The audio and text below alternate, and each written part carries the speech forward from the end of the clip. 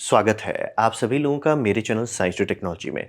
मैं अनुपम विपुल आप सभी लोगों का स्वागत करता हूं आज के शो कंप्यूटर वेडनेसडे में। आज हम लोग बात करेंगे विजन 5 नंबर 2 के बारे में, जो कि एक रिस्क 5 सिंगल बोर्ड कंप्यूटर है। तो आइए इसे थोड़ा समझते हैं। तो यहाँ पे समझिए, इसके बारे में बात करना बहुत ज़रूरी है कि रिस्क 5 जो है, ये एक नया बच्चा आ गया है मैदान में। समझिए, एक नया खिलाड़ी उतर गया है और ये सबको लड़ने के लिए आ गया है। मतलब सबसे सीधे लड़ जाएंगे और सीधे जीतने की कोशिश करेंगे। और इस फील्ड में दो बड़े खिलाड़ी हैं, x86 है, एक आर्म है। ऐसे और भी है, जैसे पावर पीसी एक आईबीएम का है और बहुत सारे वेपन्स कॉन्ट्रैक्टर का अपना ये होता है। लेकिन एक common day to day use में आम पब्लिक के सर्वर इलेक्ट्रॉनिक्स ये सब के केस में यही दो ठो मेन आर्किटेक्चर है, x86 और आर्म हो गया। x86 के लाइसेंस दो लोगों के पास है, इंटेल और AMD, इसीलिए और कोई कंपनी नहीं बनाती।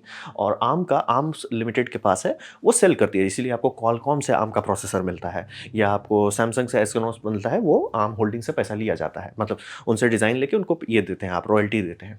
तो ये दो मेन प्लेयर हैं इंस्ट्रक्शन सेट आर्किटेक्चर के मामले में। तो बात है कि ये दोनों लॉक्ड आर्किटेक्चर है, यानी कि आप कुछ भी नहीं कर सकते, छेड़खानी भी नहीं कर। अगर मान लीजिए इसमें कुछ गलत निकल गया, आप छेड़ नहीं सकते, आप उसको देख भी नहीं सकते, क्योंकि वो पूरी तरह से पेटेंटेड लॉक है। और मतलब समझ रहे, पूरी तरह से आप भगवान भरोसे हो कि आम कुछ अच्छा करे तो बल्ले बल्ले, अगर आम कुछ गड़बड़ किया तो आप लटक जाएंगे। तो ये समझना बहुत ज़रूरी है, और ये x86 के साथ भी है। तो बात है कि आईएसए हर कोई अपना क्यों नहीं बना लेता। बात है, कोशिश ज़रूर की जाती है, लेकिन आईएसए एक लैंग्वेज है। इंस्ट्रक्शन सेट आर्किटेक्चर वो एक लैंग्वेज है। लैंग्वेज की कीमत तभी तक होती है जब तक बाकी लोग यूज़ कर रहे हैं ना। जैसे मान लीजिए आपने एक आईएसए लिख दिया, लेकिन उस आईएसए में कोई हार्ड ड्राइव चलेगा ही नहीं, तो आप कैसे काम करेंगे। जैसे मान लीजिए कि इंडिया बोलता है कि हम अपना आईएसए लिख लेते हैं, लिख देता है, लेकिन बाकी सारे हार्डवेयर चलते ही नहीं है उसके साथ। जैसे कि आपका रैम हो जाए, हार्ड ड्राइव्स हो जाए, SSDs हो जाए, बहुत सारी चीज़ हो जाए, GPU हो जाए, नहीं करेंगे तो फिर फ़ायदा क्या। वो यही वाला बात होता है। इसीलिए आईएसए ऐसा चीज़ नहीं है जो कोई भी अपने घर में बना सकता है। जब तक आप लिमिटेड चीज़ के लिए कर रहे हैं तो शायद कर भी लें। जैसे कि अगर आपको लिखना चाहते हैं वेपन्स के लिए, जनरली आप कर सकते हो, बाकी सारा पब्लिक यूज़ के लिए नहीं होगा। तो ओपन सोर्स आईएसए अभी जो है, इसमें इकलौता आता है रिस्क 5, और ये ग्लोबल सपोर्ट के साथ चल रहा है। यानी कि सब लोग, हर देश से, चाइना से लेकर रशिया से लेकर इंडिया से लेकर सब कोई इस पर कूद पड़ा है। तो वही समझिए। और करंट मार्केट में अभी टेक ओवर करना पॉसिबल है। ऐसा क्यों? बात है कि x86 का जो परफॉर्मेंस ग्रोथ है वो स्टैग्नेशन पहुंच गया है। यानी कि जो परफॉर्मेंस आपको आर्म अराउंड 20-30 वॉट्स में दे रहा है कि भैया आप हमें 20 या 30 वॉट दीजिए, वो परफॉर्मेंस आपको x86 में लाने के लिए कई कई 100 वाट तक देना पड़ जाता है। तो गड़बड़ इसीलिए देखिए कि एप्पल जो M1 में कूदा, इतना ज़्यादा परफॉर्मेंस वो इतने कम वाट पे। वैसा नहीं कि परफॉर्मेंस बहुत ज़्यादा है, बस बात है परफॉर्मेंस पर वॉट बहुत ज़्यादा है। x86 ऑलमोस्ट स्टैग्नेंट हो गया था, और रिसेंटली कहीं राइजन के आने से पहले तो ऑलमोस्ट ऐसा बोरिंग स्टैग्नेंट हो गया था, लोग कंप्यूटर अपग्रेड करना बंद कर दिए थे। तो ये समझना ज़रूरी है कि x86 ऑलमोस्ट सैचुरेशन पहुंच गया, कि ज़्यादा आप बदल नहीं सकते। ये समझ रहे हो, इस टाइम के से वो चल रहा है, तो बहुत ज़्यादा उसमें जगह स्कोप नहीं बचा है। आम में यही है कि कंपनी जब देखो तब पैसा मांगते रहती है और बढ़ाते रहती है। जैसे कि स्नैपड्रैगन बार बार बोलता है ना कि हमारा प्रोसेसर का दाम बढ़ते जा रहा है, वो स्नैपड्रैगन नहीं बढ़ाना चाहता है, वो बढ़ा रहे हैं, ये आर्म्स बढ़ाते जा रहे हैं। तो गड़बड़ वही हो रहा है कि अभी मार्केट जो प्लस आर्म के साथ एक बार खरीदने का बात हो गया कि एनवीडिया आर्म को खरीद लेगा। इससे सबका भरोसा आर्म से उठ गया, क्योंकि अगर एनवीडिया जैसी कंपनी खरीद लेती है तो बात होती है कि आम आप इतना प्रॉफिटेबल होने के बाद भी आप प्रॉफिटेबल नहीं है, तो यानी आपका मामला कुछ गड़बड़ है। क्योंकि बेचना जनरली कभी भी कोई नहीं बेचना चाहता है अपना कंपनी को। आप बेच रहे हो यानी कुछ गड़बड़ है। अब रहा बात कि वो गड़बड़ क्या है, वो अंदर लोगों को पता है, बाहर वालों को नहीं पता, लेकिन भरोसा तो खत्म हो जाएगा। तो उससे काफ़ी लोगों का भरोसा आर्म से हिल गया। x86 ऑलमोस्ट स्टैग्नेंट हो चुका है। इसीलिए समझिए x86 इंटेल बीच में ट्राई किया था अर्ली डेज एंड्रॉइड में कि वो मोबाइल में उतारेगा, लेकिन उतार नहीं पाया। तो बात वही समझ, x86 स्टैग्नेंट कर गया है, आर्म्स के साथ अब भरोसा कम हो गया है। तो मार्केट जो है अभी थोड़ा ताज़ा हो गया है कि भैया कुछ सब लोग देख रहे हैं, सब लोग देख रहे हैं, कुछ है क्या, कुछ है अल्टरनेट हो गया। फिर ट्रेड वॉर जो स्टार्ट हो गया, मतलब चाइना और इसके बीच में, इस माहौल में ही सबसे ज़्यादा ग्रोथ होता है। ट्रेड वॉर जब होता है तब सब लोग खोजते हैं कि क्या कोई अल्टरनेट सप्लायर है, क्या कोई अल्टरनेट रास्ता है। और काफ़ी कॉमन लोगों का एक मिसकंसेप्शन है कि आपको अगर कोई सीपीयू लेता है उसे रिवर्स इंजीनियर किया जा सकता है। नहीं कर सकते, मॉडर्न सीपीयू को आप नहीं कर सकते। आप मॉडर्न सीपीयू को लेके इलेक्ट्रॉन माइक्रोस्कोप के अंदर रख के भी नहीं उसको रिवर्स इंजीनियर कर पाइएगा। क्यों? इंसान नहीं बनाता है उस सबको। कोई भी प्रोसेस जो आज देख रहे हैं, जो आप सुनते हैं ना 10 नैनोमीटर के आसपास का, वो इंसान थोड़ी बना है। मतलब ये तो हम लोग कई साल पहले से नहीं बना रहे हैं। प्रोसेसर्स हम लोग ब्लॉक्स में बनाते हैं, वो ब्लॉक्स एक बंदे को आता है, वो ब्लॉक डालता है एल्गोरिदम में, एल्गोरिदम उसे बड़े ब्लॉक्स के साथ जोड़ता है, फिर ऐसे कई सारे एल्गोरिदम्स जोड़ते हैं, तब जाके आपका प्रोसेसर बनता है, तब आप मनाते हो कि वो काम करे। फिर टेस्ट बैच निकालते हैं, अच्छा सर ये नहीं काम कर रहा है, इसे ठीक करो। इसलिए आप सुनते हो ना इतने सारे बैकडोर कैसे निकल जा रहे हैं प्रोसेसर्स में। इंसान नहीं बना रहे, क्योंकि एक इंसान के दिमाग से बहुत बड़े, अब ग्रुप्स बनाते हैं। और आपको अगर मैं दिखा भी दूँ स्कीमेटिक्स, आप नहीं कुछ कर सकते उसका। तो ये समझना बहुत ज़रूरी है कि इसीलिए कोई एक रिवर्स इंजीनियर क्यों नहीं। सोचिए, चाइना बिलियंस ऑफ डॉलर डाला और उसे पेटेंट से कोई लेना देना नहीं है, फिर भी नहीं ढाँप पाए। बात वही समझना है, आपको पूरा स्टार्ट टू फिनिश आना चाहिए और उसी के लिए आईएसए चाहिए। आईएसए सबका अपना प्रोप्राइटरी है, तो उसी के कारण इस पे RISC-V पे सब लोग कूद रहे हैं। और यही समझिए हर देश इंडिपेंडेंस चाहता है। जैसे इंडिया में जो आप लोग सोचते हैं शक्ति प्रोसेसर, वो क्या है? वो RISC-V के ऊपर बनाया जा रहा है। क्यों RISC-V के ऊपर बना रहे हैं? क्योंकि RISC-V लैंग्वेज है, वो लैंग्वेज को सब लोग सपोर्ट करेंगे, यानी जितने भी सपोर्ट हार्डवेयर है आपके कंप्यूटर में, वो सारा पहले से ही उसके साथ काम करेगा और वो अपना से कोर आर्किटेक्चर बनाएंगे। ये बात समझना जरूरी है। RISC-V आईएसए ओपन है, लेकिन कोर आर्किटेक्चर यानी कि कैसे प्रोसेसर बनाना है, ये सब अपनी अपनी कंपनी खुला भी दे सकती है, उसे ये भी कर सकती है कि नहीं ये हमारा पेटेंट है। ये आराम से ऐसा समझिए कि टेक्नोलॉजी फ्री है, उससे क्या आप बनाते हो उस पर अलग अलग लोग अलग अलग तरीके से काम करें। कुछ लोग का भैया हम खुला बना के दे देते हैं, कुछ लोग का नहीं, देखो भैया ये हमारा बहुत प्रोप्राइटरी है, बहुत बटर मसाला लगा है, ये हम आपको सेल ही करेंगे। वो अपना है, लोग डिसाइड करें, लेकिन उससे सबका फायदा होता है, ये समझना बहुत जरूरी है। कोर अगर खुला है तो कोर में सारे फॉल्ट्स तुरंत पकड़ लिए जाते हैं। तो अभी हर देश कूद रहा है कि भैया इंडिपेंडेंस चाहिए, क्योंकि ये 2020 एक तौर से समझिए पूरी दुनिया को एक तमाचा मार के बता दिया कि देखो सबके सब लोग हुलू लुलू कर रहे हो। बहुत कम देश है जो एक्चुअली कुछ अपने से कर सकता है। सोचिए यूएस भी इतना ऊपर होने के बाद भी उन्हीं के बिजनेसमैन बेच खाए कि चाइना मतलब उनका पूरा ले लिया।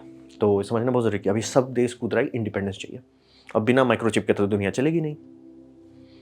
अब आते हैं सिंगल बोर्ड कंप्यूटर यानी कि इसके बारे में।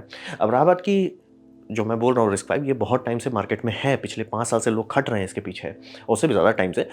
लेकिन बात है कि पब्लिक तक नहीं वो पहुँच रहा है, क्योंकि ऑपरेटिंग सिस्टम नहीं है। यानी RISC-V पे कोई ऐसा नहीं कि ये RISC-V पे चल रहा है एंड्रॉयड, ये RISC-V पे चल रहा है आपका लिनक्स, ये RISC-V पे चल रहा है आपका विंडोज़, ऐसा अभी नहीं है। तो इसीलिए Vision 5 1 उतारा गया था, मैंने भी इस पर वीडियो बनाया था, वो उतारा गया था गाड़ी खोल के, लेकिन वो समझ पहला प्रोडक्ट था, ऑब्वियसली उसमें बहुत सारे प्रॉब्लम्स होते हैं, लेकिन फिर ये Mark 2 अभी उतार दिया गया, ये ऑन सेल आ चुका है मार्केट में अभी। और इसमें पावर, ये जो आपका सिंगल बोर्ड कंप्यूटर का जो SoC है, सिस्टम ऑन चिप है, वो बेटर कर दिया गया, बेटर IO डाल दिया गया। इसमें एक चीज़ ये लोग डाले हैं जो कि बड़ा यूनिक है सिंगल बोर्ड कंप्यूटर के हिसाब से, डुअल गीगाबिट ईथरनेट, यानी कि ये तो ये इंटरेस्टिंग क्यों, ये लगता है ये लोग इसलिए बना रहे हैं ताकि राउटर जो है, राउटर बनाने के लिए आपको चाहिए 2 ईथरनेट पोर्ट चाहिए होता है कम से कम, और इसके बाद इसे जैसे मान लिया आपका इंटरनेट आ रहा है, राउटर राउट कर रहा है और इससे बाहर निकालेगा, ये जो जाएगा ये स्विच में जाएगा, स्विच आपका जहाँ जहाँ बांटना है बांट देगा। तो अगर राउटर का फंक्शन आप निकाल लेते हैं इस चिप से, तो चिप का डिमांड बढ़ जाएगा। तो इसीलिए हमको लगता है ये लोग दो सपोर्ट कर रहे हैं कि लोग शुरू से ही कोशिश करें राउटर बनाने का। बहुत लोग रास्पबेरी पाई से भी बनाते हैं, लेकिन उसके लिए कस्टम बोर्ड बनाना पड़ता है, क्योंकि ऑब्वियसली उसमें पोर्ट एक ही है, तो इसमें 2 दे रहे हैं, ये काफ़ी यूनिक बात है। 8 GB तक का रैम भी दे रहे हैं। फिर इसमें समझिए ये थोड़ा USB को थोड़ा पीछे कर दिया कि 2x USB 3 दे रहे हैं और 2 नॉर्मल USB दे रहे हैं। कारण ये है कि है तो एक सिस्टम ऑन चिप ही, तो ज़्यादा हॉर्स पावर नहीं है कि 4 मतलब USB 3 device full horse power पर चल पाए, तो फ़ायदा नहीं है। फिर eMMC सॉकेट दे दिए ताकि आपको SD कार्ड से ज़्यादा भरोसेमंद कुछ चाहिए तो उसको इस्तेमाल कर लीजिए। और जो चिप डाला गया है उस चिप का नाम है JH7110। ये 64 बिट क्वाड कोर प्रोसेसर है और इसमें NVMe भी सपोर्ट दे रहे हैं, यानी कि पीछे में आपको एक NVMe लगाने को मिल जाएगा। अब SSD धीरे धीरे खत्म ही हो गया है और हार्ड ड्राइव सिर्फ मतलब जिनको ज़्यादा कैपेसिटी चाहिए उसके लिए यूज़ होता है, तो नॉर्मल चीज़ों के लिए लोग अब NVMe में ही खरीदते हैं। NVMe सपोर्ट नेटिवली दे रहे हैं, अभी नेटिव बूट पे नहीं अनलॉक हुआ है, उस पर वो लोग काम कर रहे हैं जिस समय मैं ये वीडियो बना रहा हूँ। लेकिन इन्होंने वायरलेस हटा दिया। इनका हिसाब है कि भैया जिनको वायरलेस चाहिए वो आराम से कार्ड लगा ले, और जिनको मतलब इथरनेट का ही काम करना वो इथरनेट करें। और PoE हैट अवेलेबल है, यानी इसके पिछले मॉडल में पावर ओवर इथरनेट आप नहीं कर सकते थे, रास्पबेरी पाई में भी बहुत टाइम तक नहीं कर सकते थे, तो बाद में उन्होंने एक हैट डेवलप किया था जो आपको PoE अलाउ करेगा। इसमें वो हैट काम करेगा, यानी कि अगर रास्पबेरी पाई का PoE इंजेक्टर आप लेते हैं, जैसे ये देख रहे हैं ये PoE इंजेक्टर है, ऊपर से आप लगा देते हैं तो इथरनेट से ही आप इसे पावर कर पाएंगे। तो ये हो गया हार्डवेयर। अब बात करते हैं कि ये इतना हल्ला क्यों हो रहा है इसके पीछे। बात ये समझिए कि ये जनरल पब्लिक के लिए नहीं बना है। अगर आप नॉर्मल रास्पबेरी पाई खरीद के कुछ एक्सपेरिमेंट करना चाहते हैं, इस बोर्ड पे ध्यान ना दें, ये आप लोगों के लिए नहीं है, ये बना ही नहीं है जनरल पब्लिक के लिए, ऑडियंस के लिए, क्योंकि ये बहुत अर्ली स्टेज है। ये सिंगल बोर्ड कंप्यूटर का अभी उस जगह पे है जहाँ पे रास्पबेरी पाई 10 साल पहले था। रास्पबेरी पाई हो गया, काफ़ी टाइम हो गया रास्पबेरी पाई को, तो ये समझना बहुत ज़रूरी है। और ये RISC-V के साथ पूरा ग्रो कर रहा है, क्योंकि RISC-V हार्डवेयर बनने लगा है, चिप्स बनने लगे, लेकिन वो सब इंडस्ट्रियल लेवल की चीज़ है, पब्लिक तक नहीं पहुँचा। अब पब्लिक तक नहीं पहुँचेगा तो एप्लीकेशंस नहीं होंगे, एप्लीकेशंस नहीं होंगे तो उसका यूज़, जैसे ये इस तरह के प्रोडक्ट्स नहीं बनेंगे, RISC-V का नॉर्मल यूज़ नहीं होगा, और नॉर्मल यूज़ जब तक नहीं होता तो ग्रोथ उतनी नहीं हो पाता है। यही समझे ना, जैसे कि आप सोचिए कि कौन कंपनी ज़्यादा पैसा बनाता है, आपका लैम्बोर्गिनी की होंडा बनाता है। होंडा बिलियंस ऑफ डॉलर में करता है, लैम्बोर्गिनी तो जब देखो तब बैंकरप्ट होता रहता है। तो ये समझने वाली बात है कि आम पब्लिक के आम मार्केटों में आप पहुँचते हैं तो प्रॉफिट आता है। तो वही समझिए इसका अभी मेन वही दिक्कत है कि ड्राइवर और कर्नल्स जो है काम कर रहा है, लेकिन अभी वर्क इन प्रोग्रेस है। रास्पबेरी पाई भी शुरू-शुरू में ऐसा ही था, लेकिन अब इतने लोगों ने उसको घिसा, पॉलिश किया, सालों की मेहनत हुई, तब जाके वो चकाचक हो गया कि अब ऑलमोस्ट आप एज़ अ कंप्यूटर के तौर पे यूज़ कर सकते हैं।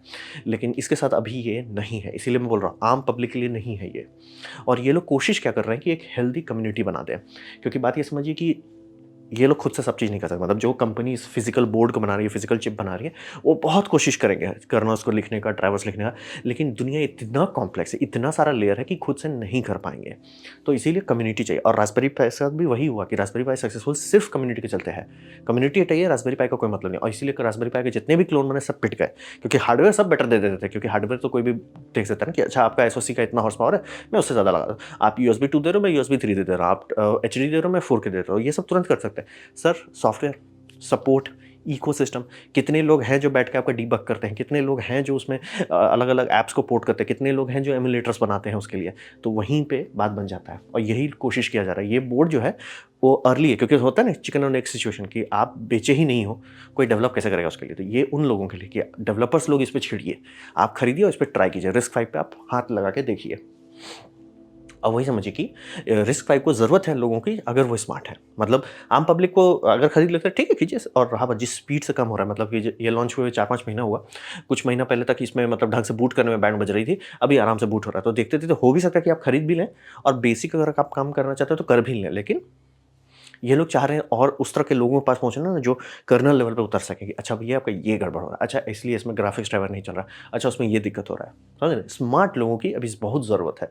और ये लोग को ये बोर्ड दिया जा रहा है कि भैया आप कोशिश करो इसको कर सको। एक्सपेरिमेंटल बोर्ड है, मतलब ये कंप्लीट प्रोडक्ट नहीं है जैसे आपका रास्पबेरी पाई है।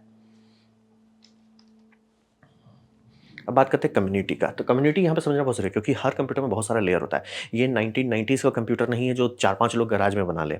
आजकल के कंप्यूटर में इतने सारे लेयर्स होते हैं। जैसे आपका फिजिक्स लेयर हो गया, जहाँ मेन इलेक्ट्रॉन्स इधर-उधर कर रहे हैं। डिवाइस लेयर हो गया, जैसे ट्रांजिस्टर जो सुनते हैं ना, इतने बिलियन ट्रांजिस्टर लेयर हो गया। उसके ऊपर आता है गेट और रजिस्टर्स आता है। उसके ऊपर आता है माइक्रो आर्किटेक्चर। उसके ऊपर आता है इंस्ट्रक्शन सेट आर्किटेक्चर। उसके ऊपर आता है आपका मशीन कोड। उसके ऊपर आता है असेंबली लैंग्वेज। उसके ऊपर आता है प्रोग्रामिंग लैंग्वेज। उसके ऊपर आता है एल्गोरिदम। उसके ऊपर आता है एप्लीकेशन। क्या कोई भी एक कंपनी इतना रख सकती है कि ये सारे लेयर को संभाल सके? नहीं। जैसे कि आप एप्पल देख लो, 2 ट्रिलियन का, क्या उनके पास इतना पैसा कि ये सब कर सके? एकदम नहीं। ट्राई भी नहीं कर सकते। आदम ज़माने में जब कंप्यूटर बहुत सिंपल होता था, जब बिट्स में बात होती थी तो कर सकते थे। लेकिन अब इतने बड़ा हो गया, इतना ही हो गया कि अब क्या करते हैं कि वो फिजिक्स लेयर पे हाथ नहीं लगाते। वो फिजिक्स बोलते हैं भैया जिसको बनाना है वो बना के दे दो। जैसे आपका TSMC क्या कर रहा है, वो फिजिक्स लेयर संभाल रहा है। फिर आपका हो जाए कि ये क्या बोलते हैं गेट्स, रजिस्टर, माइक्रो आर्किटेक्चर, ये सब काम कर रहे हैं जो फैब्रिकेशन लैब्स हैं, जो आपके लिए फैब्रिकेशन टूल बनाएंगे, वो काम कर रहे हैं ये तीनों लेयर पे। फिर ISA, अब ये आप शांति से खरीद लेते हो, शांति से आम से खरीद लो या इंटेल से ले लो, तो वो खरीद रहे हैं। मशीन कोड पहले से लिखा जा चुका है, कई दशकों का उसमें मेहनत किया गया है, उसको सीधे कंट्रोल से कंट्रोल भी करते हैं, कोई उसमें नया बैठ के नहीं लिखता है। फिर आपका असेंबली लैंग्वेज, ऐसे ही समझिए सब होता रहता है। फिर आप प्रोग्रामिंग लैंग्वेज पे मेहनत करते हो, थोड़ा इसके लिए बढ़िया से काम से पर एल्गोरिदम, वहाँ पे जितना आप पॉलिश डालेंगे। इसीलिए एप्पल क्यों इतना अच्छा था, एप्पल इस लेयर पे बहुत मेहनत किया था। एप्पल जनरली काफ़ी कोशिश करता है कि सारे लेयर्स पे फीडबैक रखे कि क्या गड़बड़ हो रहा है, क्या सही हो रहा है। क्योंकि ये समझना बहुत ज़रूरी है कि हार्डवेयर बनाना बच्चों को खेलने की चीज़ है। ऐसा हार्डवेयर बनाना जो स्मूथ चले, वो बैंड बजा देता है। तो वहीं पे आपको ऐसा चाहिए कि यार इसको मैं स्मूथ करता हूँ, कहाँ दिक्कत हो रहा है। क्योंकि अगर आपको पता है ना कि जैसे मैंने को पता चला अरे माइक्रो आर्किटेक्चर मेरा नौटंकी कर रहा है, आप उसके इर्द गिर्द का कोड लिख सकते हैं कि भैया माइक्रो आर्किटेक्चर में ये प्रॉब्लम है, इसको ऐसे सॉल्व करो। अगर आपको पता ही नहीं कि भाई गड़बड़ कहाँ हो रहा है, आपका ISA लटक रहा है कि माइक्रो आर्किटेक्चर लटक रहा है, कि जैसे मान लीजिए रजिस्टर्स हैं वही नहीं काम कर पा रहे हैं ठीक से, होता है हर चिप्स में होते हैं सब प्रॉब्लम। तो पता होगा तभी ना आप उसके इर्द गिर्द कर सकेंगे। तो जो आप लोग सुनते हैं एप्पल पॉलिश, एप्पल वही है कि ये पूरे स्टैक पे एप्पल बहुत मेहनत करता है कि हम सब चीज़ करो। इसीलिए एप्पल स्टार्टिंग में दूसरे का CPU लेते थे, फिर नहीं CPU पसंद आता CPU ही चेंज करते थे। जैसे कि वो पावर PC पे चलते थे, फिर वो जो कि RISC-V था, RISC-V से वो उसमें कूद गए, इंटेल में कूद गए, x86 में, फिर x86 से फिर से कूद गए ARM में, अभी जो कूदे हैं, क्योंकि वो सब पे ध्यान देते रहते हैं। उनका ऐसा नहीं कि हम x86 के लिए कर दिए तो x86 पे ही रुके रहेंगे, वो ढप्पा मार जाते हैं। तो ये समझना बहुत ज़रूरी है कि ये सारे लेयर कोई भी अकेला कंपनी नहीं करता, चाहे कितना भी बड़ा हो, चाहे सैमसंग हो। सैमसंग नीचे से ऊपर आ सकता है, ऊपर से नीचे नहीं पहुंच पाएगा। एप्पल ऊपर से नीचे आएगा, नीचे तक नहीं पहुंच पाएगा। ये समझना ज़रूरी है। सॉफ्टवेयर एप्पल बम, हार्डवेयर सैमसंग बम, लेकिन जब तक दोनों नहीं है नहीं ठीक से होता है। तो वही समझिए कि हर लेयर का जब तक पॉलिश नहीं किया जाए वो अच्छा आउटपुट नहीं आएगा। और वही कभी भी गलत फहमी कि हम लोग क्यों नहीं कर लेते। आप पूरा इंडिया का आईआईटी का सारा ब्रांच को लगा दीजिए, वो 10-20 साल तक काम करेंगे, तब जाके हम लोग 2000 का कंप्यूटर बना पाएंगे, यानी ईयर 2000 का कंप्यूटर बना पाएंगे, क्योंकि उतना दशकों का रिसर्च लगा है उसको बनाने। 1970 से उस पर मेहनत किया जा रहा है, तब जाके वो वहाँ पहुँचा। तो इसलिए मॉडर्न ऑपरेटिंग सिस्टम का जो इको सिस्टम है वो आम लोगों की पास की बात नहीं है। अब पाई सक्सेसफुल सिर्फ इसीलिए है क्योंकि ये जब पाई बनाया गया था, जो 10 साल से कर रहे थे ना, वो 10 साल से यही सारे लेयर्स पे मेहनत हो रहा था। कुछ लोग उसका फिजिकल पे काम कर रहे थे, कुछ लोग उसका माइक्रो आर्किटेक्चर पे ध्यान दे रहे थे, कुछ लोग इंस्ट्रक्शन सेट पे ध्यान दे रहे थे, कुछ लोग मशीन कोड सुधार रहे थे, कुछ लोग असेंबली लैंग्वेज हैंडल करते, कर्नल लोनर सब हैंडल करते, ड्राइवर कंपैटिबिलिटी हैंडल कर रहे थे। तब जाके रास्पबेरी पाई ऐसा हुआ कि आज आम लोग इसे खरीद सकते हैं और बहुत ज़्यादा दिमाग खाए बिना एज ए डेस्कटॉप यूज़ कर पाएंगे। ये आज हुआ, ये 10 साल लगा है इसको होने में, तो समझना बहुत ज़रूरी। और RISC-V को भी वही चाहिए कि अब देखिए रास्पबेरी पाई ग्रो आउट कर रहा है कि हम माइक्रो प्रोसेसर्स में भी जाएं, जैसे कि ये हो गया आपका। तो रिस्क ये मतलब से आम की तरफ से कूद रहा है, RISC-V को भी यही चाहिए कि इकोसिस्टम बनवा लें, तब जाके गाड़ी खुल पाएगी। बिना इकोसिस्टम के ये लोग गोल गोल घूमते रह जाएंगे। आसूस भी ट्राई किया था इसका क्लोन बनाने का, सब कंपनी ट्राई की है, सब पिटी है। कारण वही है, जब तक इकोसिस्टम नहीं है आप गोल गोल घूम रहे हो। अब आते हैं रेस का। तो ये समझिए अभी के टाइम का, यानी कि ईयर 2020 के बाद से सबसे इंपॉर्टेंट कोल्ड वॉर चल रहा है। बाकी सारा वॉर, जो एक्चुअल वॉर भी हो रहा है इस टाइम, वो भी बैकग्राउंड वॉर है। सबसे इंपॉर्टेंट वॉर ये है।